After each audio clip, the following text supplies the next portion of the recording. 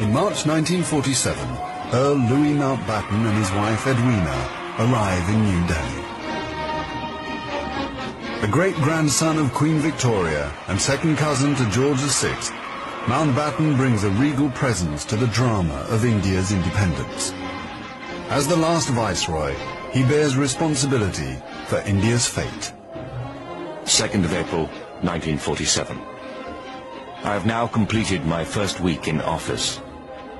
I should like to be able to paint an encouraging picture of my first impressions, but feel it would be misleading if I did so. The scene here is one of unrelieved gloom. At this early stage, I can see little common ground on which to build any agreed solution for the future of India. The only conclusion I have been able to come to is that unless I act quickly, I may well find the real beginnings of a civil war on my hands.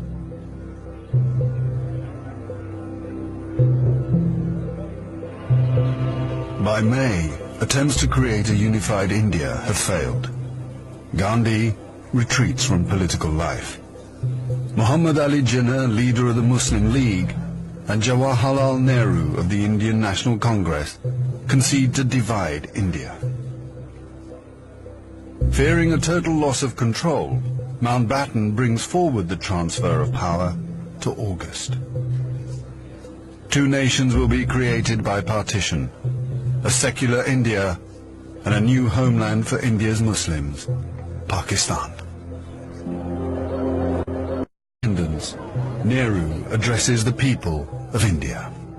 Long years ago, we made a tryst with destiny, and now the time comes when we shall redeem our pledge.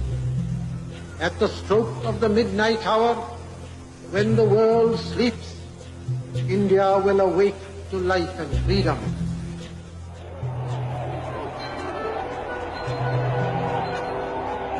The 15th of August, 1947.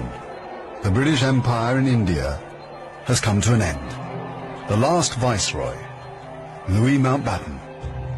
The flag raising and the salute were done amid scenes of the most fantastic rejoicing.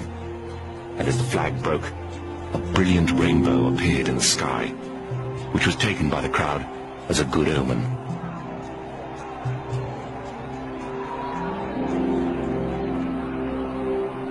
Qasim Muhammad.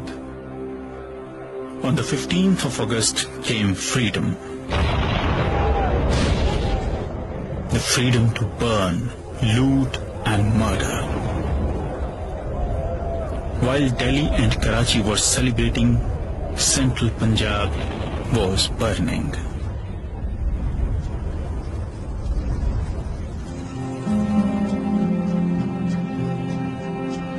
Between August 1947 and March 1948, 4.5 million Hindus and Sikhs are forced to migrate from Pakistan to India. 6 million Muslims must move in the opposite direction. Britons and Indians witness the bloodshed. Shahid Ahmed. It is a battleground. People have gone mad. Trains to Pakistan are being looted and occupants slaughtered. We all knew that carnage was in the offing. So did Mountbatten. The British Empire, which tried to build India over centuries, can never live down this great tragedy.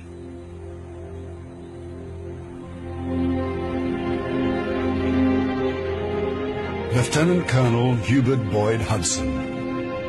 The sight from the air was awe-inspiring. In this chaos, millions of refugees were struggling to get to India or Pakistan. Thousands of others were doing their best to prevent them, murdering them by the hundred. But death is nothing. There are things more terrible than death.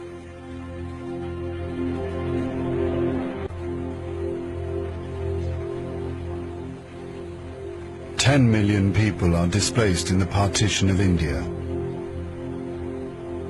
1 million are dead.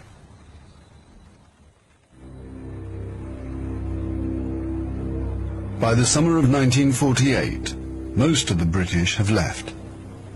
Hubert Boyd Hudson has been in India for 15 years. India is full of ghosts. Houses I have lived in, now inhabited by Indians, remind me of the days which will never come again. When the Viceroy drove past with a cavalry escort in red coats, I have seen the greatness of the British in India, but now it is all ended, and we are the last to leave, the few who are trying to tidy up the mess which the sudden splitting of an old empire has caused. Britain has lost its greatest imperial possession. Mahatma Gandhi once said that if India became free, the rest of the empire would follow. In the next 10 years, the fire of India's independence will spread around the globe, from the Middle East to Africa.